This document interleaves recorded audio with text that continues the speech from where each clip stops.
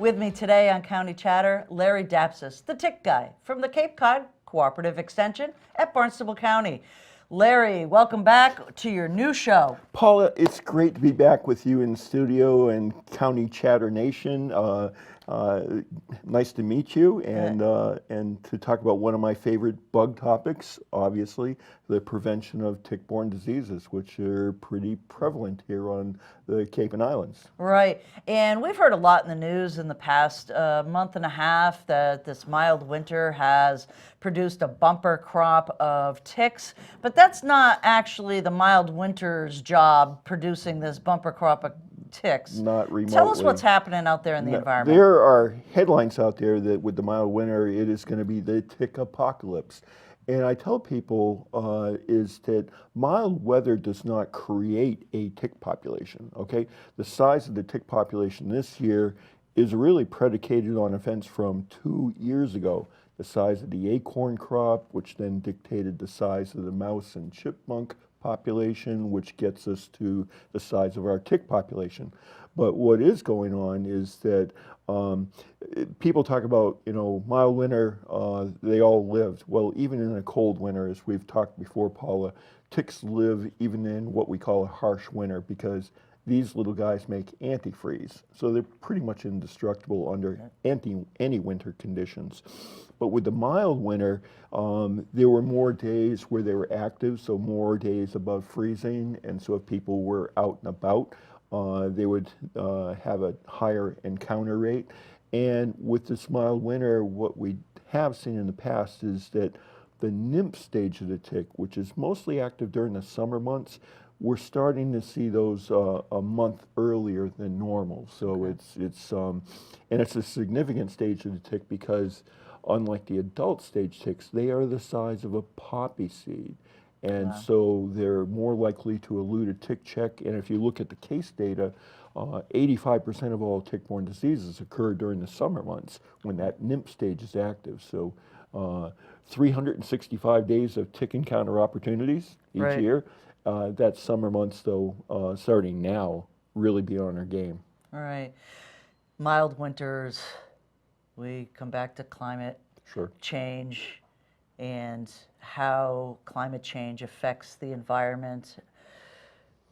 Is there an increase in ticks and Lyme disease because of climate change? Is there something that supports this in evidence-wise? Sure. There will be an increase in the number of cases of tick-borne diseases like Lyme. And part of that's by virtue of the fact that with climate change, these ticks are expanding their range, okay? So they're moving into further northern areas, including, they're now really concerned in Quebec and Ontario, not only with deer tick, but Lone Star tick is starting to make an appearance up there.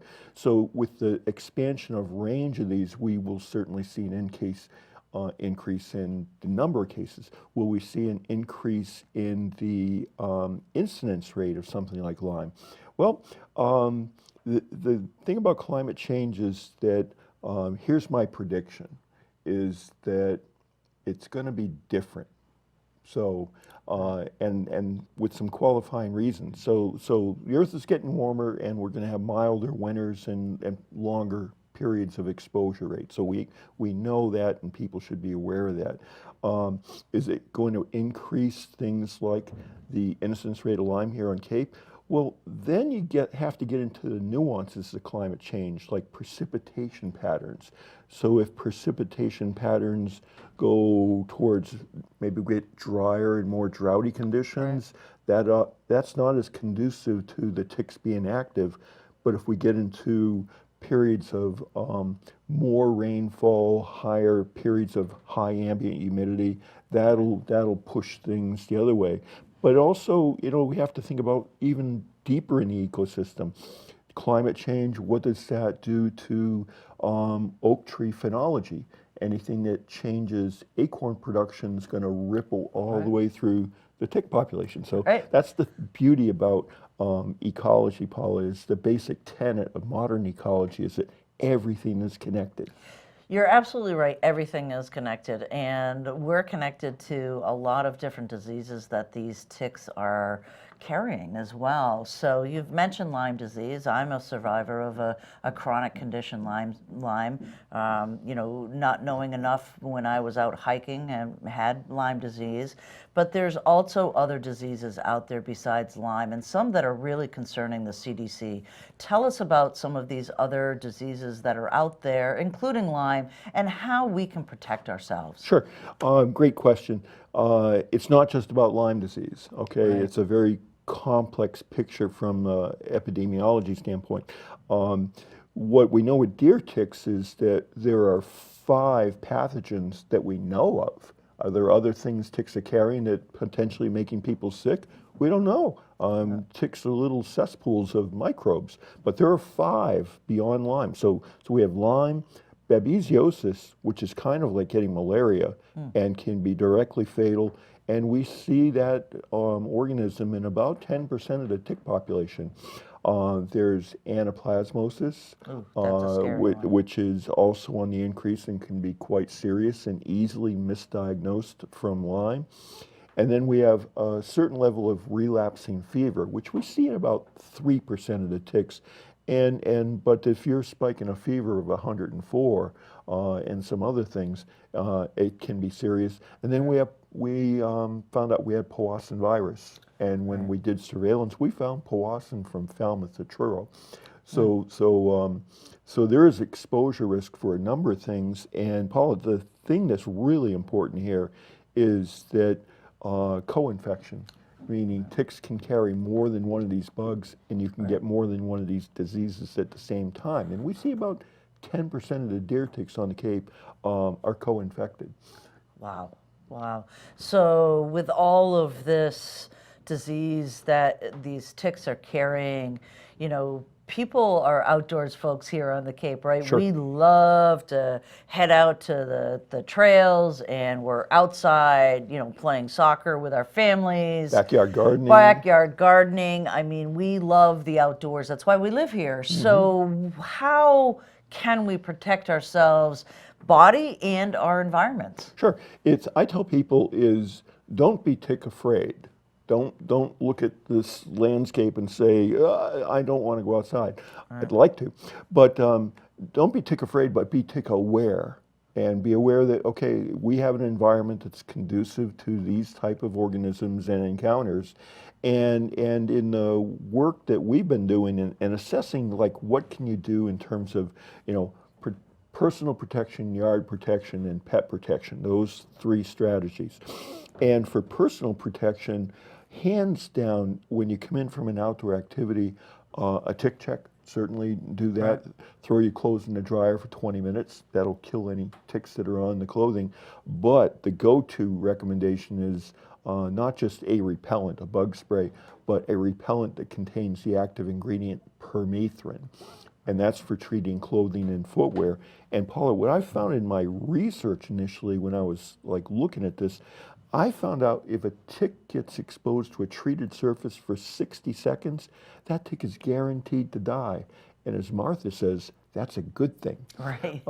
And so it's extremely effective, and the safety margin is huge. I mean, it's the toxicology. There's no tox reasons to avoid using permethrin. It is safe, and when I evaluate that against the consequences of one of these tick-borne diseases, that cost benefit, that's a big margin. Right, and we just want to make sure that our folks out there know that permethrin is used on your shoes and on your clothing. It is not directly placed on the Bingo. Skin at all. You can still use your regular repellents. I think there's a DEET out there that... Keratin. And if you go to our website, capecod.gov /ticks, I've got a 10-part YouTube series video, Tickology. And one of my videos is on permethrin-treated clothing and footwear. So I address how effective it is and how safe it is. And I just found out last year, Paula, the Appalachian Mountain Club has chosen to use our video as their in-house training tool. Oh, excellent. So how cool is that? That is very cool. So we've covered the outdoor hiking, get our clothing done. What about yards? People talk about spraying for mosquitoes or spraying for ticks, but then they're concerned about the pollinators and the bees. Is there a yard solution for ticks? Sure. I tell people that don't look at a yard spray as your go-to defense. It's like the treated clothing and footwear first. You do that. The yard sprays is just another way to further reduce exposure risk because surveillance in Connecticut showed that 2/3 of the people that were submitting ticks for identification and testing were getting them from their own backyards. Right. So ticks and gardening, that's a perfect marriage. So yard sprays are kind of a tricky thing though because people are getting a lot of flyers in the mail and services that'll come in and spray once a month for 6 months, and they'll use an all natural botanical oil, and it's buyer beware time. Okay, Sure. You got to ask some good consumer questions about all right, why are you using that product? And if you cut to the chase, professional companies should be using a product called Telstar. It contains a chemical like permethrin. It is extremely effective. It's the most effective tool for the yard spray management. You can do this yourself though. Go into a garden center, get a hose end sprayer, and bingo, you're home free. Right. These botanical oils that have an appeal, they're all natural, safe, and whatnot. Solid research at University of Rhode Island showed that these botanical oil sprays, including like cedar oil, statistically they're better than water, but not by much. Right. Okay. Yeah. So for the companies that are offering these all natural botanical solutions, you might as well be spraying water. And for the companies that say ticks and mosquitoes, well, as you've talked with Gabby Sikowski a number of times, people should never be spraying for mosquitoes. That's a waste of money. It's standing water management. Right. And if there is a problem from external sources like a cedar swamp you live next to, you call Cape Cod Mosquito Control. They'll go out and deal with it with a biological control pesticide. So spraying for ticks is just another tactic, and then of course you can't forget your pets. Exactly. So pets, especially the dogs that are out there. Pooch is very susceptible to Lyme disease. Exactly. So there's a couple of different things out there that you can do for your pets as well, right? Yeah. Oh, ironically, there is a Lyme vaccine available for dogs, right? but not for people yet. I mean, They are in trial. They are. There's a study out now in phase 3 clinicals by Pfizer. So maybe 4 or 5 years down the road we'll see something for people. But you can't vaccinate your way all the way out of this because then you still have babesiosis, anaplasmosis, and whatnot. But having a Lyme vaccine will be a good thing. But pooches, I tell people what you should do before embarking on any type of program, because there are lots of over-the-counter things available, but talk to your veterinarian first, okay? Because on the age of the pet and the overall health, that may dictate something's going to be better for your pooch than something else. Right, and the level of activity, whether they're out and about. I have a couch potato dog that I'm pretty sure is never going to encounter any of the outdoors if we don't make them, They're more likely to get a tick from you carrying it in the house. For me, right? Exactly.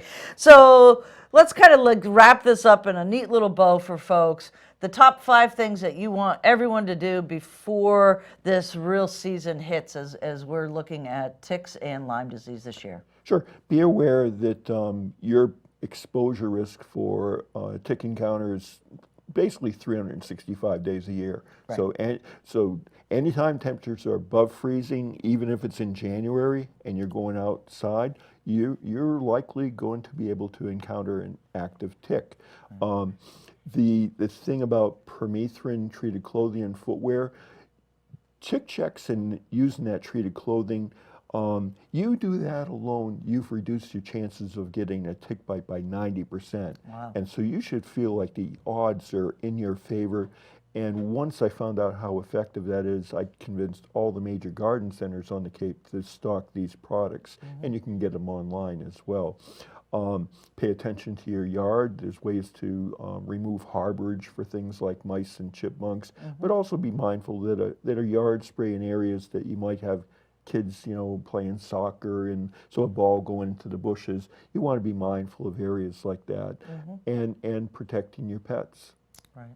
Fantastic. Always, always a learning experience when you come and visit us. Thanks, Paula. This was Ticks and Tick-Borne Illness Prevention with Larry Dapsis on County Charter.